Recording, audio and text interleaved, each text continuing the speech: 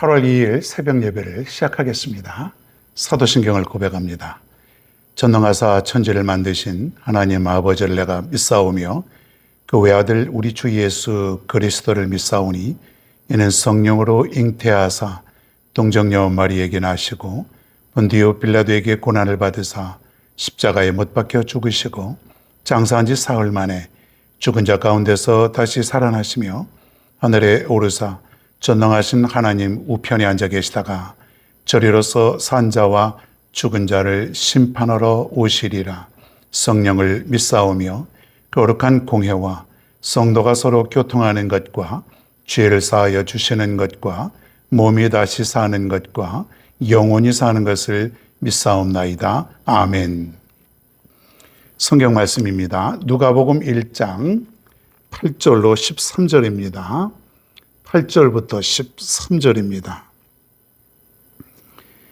제가 봉독하겠습니다. 마침 사가랴가 그 반열의 차례대로 하나님 앞에서 제사장의 직무를 행할세 제사장의 전례를 따라 제비를 뽑아 주의 성전에 들어가 분향하고 모든 백성은 그 분향하는 시간에 밖에서 기도하더니 주의 사자가 그에게 나타나 향단 우편에 선지라. 사가랴가 보고 놀라며 무서워하니 천사가 그에게 이르되 사가랴여 무서워하지 말라.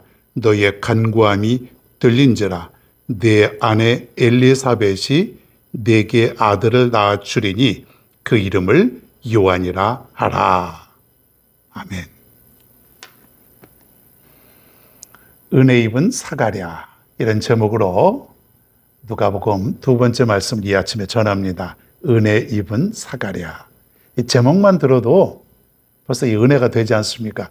은혜를 입은 사가랴. 세례 요한의 아버지 사가랴, 그리고 어머니 누구예요?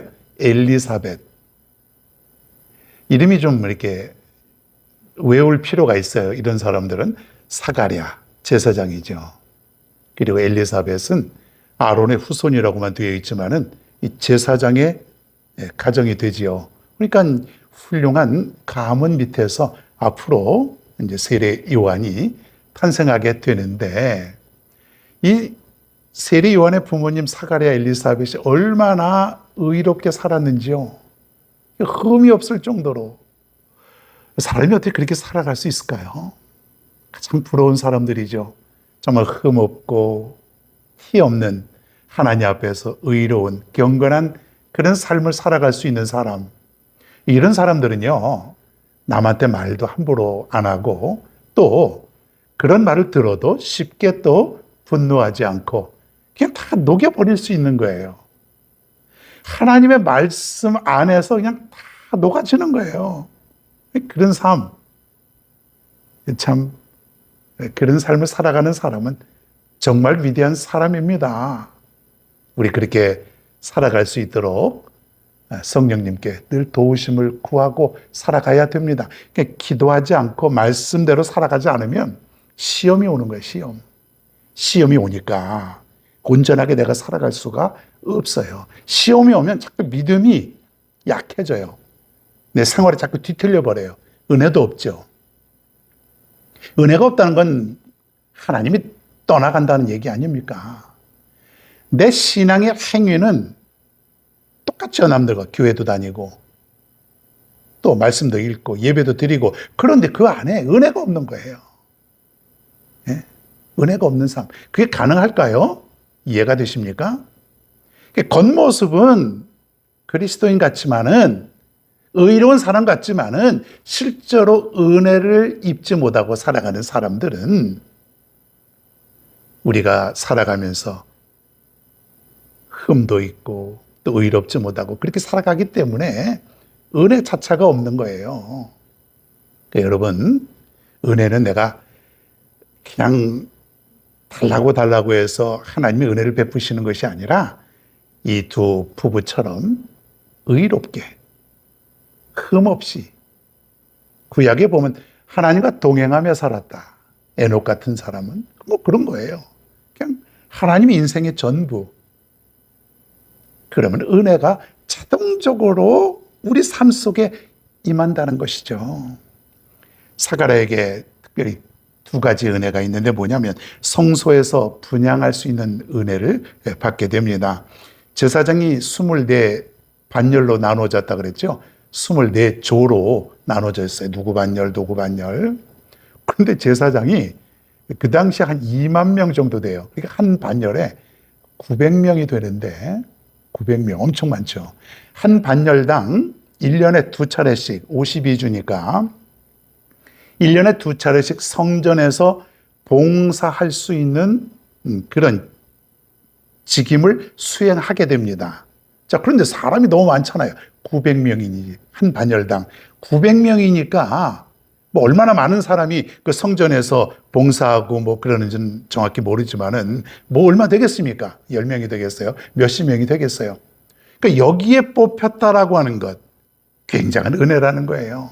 그러니까 제사장이라고 해서 다 이게 성전에서 분향하고 또 봉사할 수 있는 기회가 주어지는 것이 아니라 특별히 제비를 뽑아서 하나님 앞에 이렇게 나가서 봉사하게 되는 거예요. 제비를 그 당시에 뽑았다는 것은 하나님의 특별한 선택이라고 저들은 받아들인 거예요. 하나님이 나를 선택해 주셨다. 물론 자기를 특별히 선택해 주신 것에 대한 어떤 자만, 교만은 아니고요. 거기에 대한 감사와 기쁨이 있다는 거예요. 900명의 제사장 중에서 그 반열 중에서 사가랴가 뽑힌 거예요. 사가랴가 성전에서 분향을 하는 것이에요. 이 향을 피우는 거예요. 이 향은 계속해서 꺼지면 안 되는 거니까 조심조심. 그 당시에 성전에서 분향을 하는 것, 이것을 저들은 최고의 영광으로 생각을 했던 것이죠. 그런데 사가랴가 그 수많은 사람들 중에서 제비를 뽑는 그런 은혜를 입었다. 하나님이 은혜를 주셨어요. 여러분, 하나님이 여러분에게 택하여 주신 것, 특별히 하나님께서 여러분들에게 어떤 귀한 일을 택하여 주신 것, 여러분 정말 감사할 수 있길 바랍니다. 이 사가랴와 같은 그런 기쁨이 있어요. 주의 종을 통해서 여러분이 어떤 일들을 맡게 될 때에 하나님이 내게 주신 것, 그 수많은 사람들 중에서 나를 택하셔서 나에게 이 일을, 성전의 일을, 교회의 일을, 주님의 일을 맡겨 주신 것은 은혜 중에 은혜라는 거예요. 여러분, 이 은혜를 차버리면은 하나님의 은혜가 여러분에게 임할 수가 없는 것이에요. 하나님이 택하여 주시면은 기쁨이요 감사로 여기며 살아가는 것이죠. 하나님이 택하셨다는 것에 대한 놀라움, 엄청난 어떤 사실, 이것을 우리가 깨달아야 된다고 하는 거예요. 그리고 응답하셨습니다. 뭘 응답하셨을까요? 사가랴에게 응답을 하셨어요. 기도의 응답이겠죠. 뭘까요? 13절을 먼저 한번 보겠습니다. 천사가 그에게 이르되 사가랴여 무서워하지 말라. 너의 간구함이 들린지라. 네 아내 엘리사벳이 네게 아들을 낳아주리니 그 이름을 요한이라 하라. 천사가 이렇게 말을 했습니다. 응답이 된 거예요. 무서워하지 말라. 분향할 때 보니까 천사가 서 있는 모습을 보았을 때 사가랴가 두려워했던 것 같아요. 그러니까 천사가 두려워하지 말라. 무서워하지 말라. 너의 간구함이 들린지라. 네 아내 엘리사벳이 네게 아들을 낳아주리라. 요한이라고 하라. 사가랴가 기도한 것이 응답이 되었다. 물론 이 기도의 응답이 이 성전에서 분향하기 전에 있던 모든 일들도 다 포함되겠죠. 사가랴와 엘리사벳은 아내가 자식을 낳지 못했기 때문에 분명 하나님께 기도했을 것입니다. 자식을 위해서. 그러나 사가랴가 성전에서 분향을 하면서 성전에 봉사를 하면서 거기서 자식 달라고 아들 달라고 꼭 그렇게 했을까요? 어땠을까요? 아무도 모릅니다. 이거 학자들도 모르죠. 그냥 추측만 할 뿐이에요. 어떤 학자는 자식을 위해서 하나님께 성전에서 기도했을 것이다. 그러나 제사장이기 때문에 그 어떤 사적인 그것을 위해서 기도했겠냐? 나라를 위해서 메시아가 이 땅에 오기를 간절히 바라는 기도를 했지 않겠느냐. 뭐 그런 해석을 하지만은 분명히 오늘 말씀에 보면은 사가랴가 꼭 이 성전에서 지금 분향하면서 또 성전에 다른 일을 하면서 이때 아니더라도 아마 오래전부터 기도했던 그 기도가 이 성전에서 봉사할 때에 그 기도가 응답이 되었다. 그렇게 볼 수가 있지 않겠습니까? 기도의 사람은 하나님이 응답해 주시는 거예요. 언제인지는 알 수 없지만은 하나님이 응답해 주십니다. 여러분, 오늘 사가랴가 은혜를 입었죠. 어떠했길래 은혜를 입었습니까? 대충대충 살고 막 살면 은혜가 옵니까? 아니죠.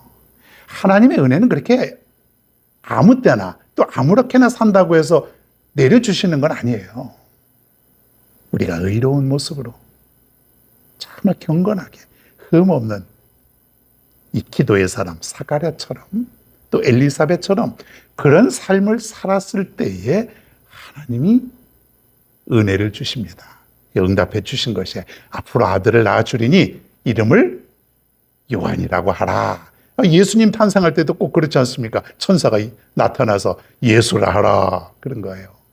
똑같은 모습인데 세례 요한이 이렇게 탄생하게 되는 그런 이제 장면입니다. 다시 한번 말씀드립니다. 사가랴처럼 오늘도 의롭게 하나님의 말씀 그대로 지키면서 어려운 거 아니에요.